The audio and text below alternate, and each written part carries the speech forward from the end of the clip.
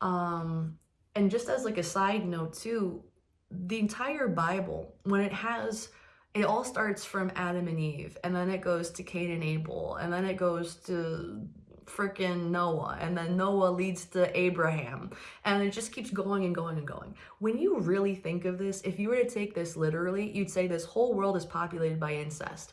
And anytime incest, I mean, not that I've dived deep into it, but through history, when you have monarchs and kingdoms and powers, what happens to these people after a certain amount of time? There becomes these disfigurations, there comes disabilities, there comes this part where you're not meant to breed with the same people within your lineage because there's defects. You were asked to go to multiply with others because then that brings against, or that creates stronger immunity.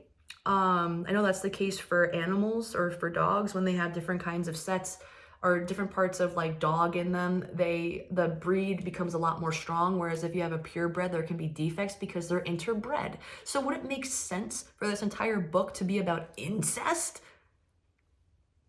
I don't know, you be the judge of that. I would say no. So what does that really mean, right?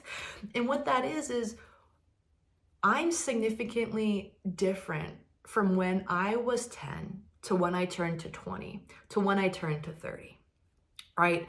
There's this ever developing part of me that was birthed from the original character I had been, right?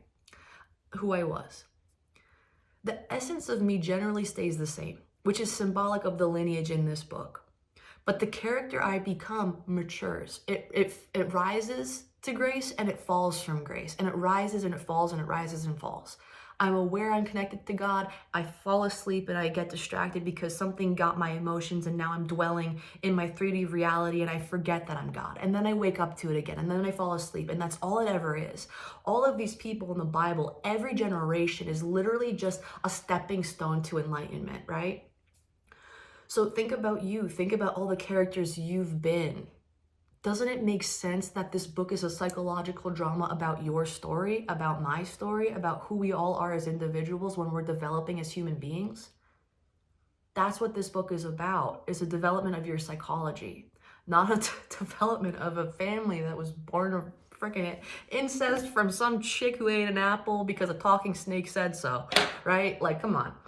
I mean, no disrespect, believe what you want to believe, but this is just my opinion. So anyway,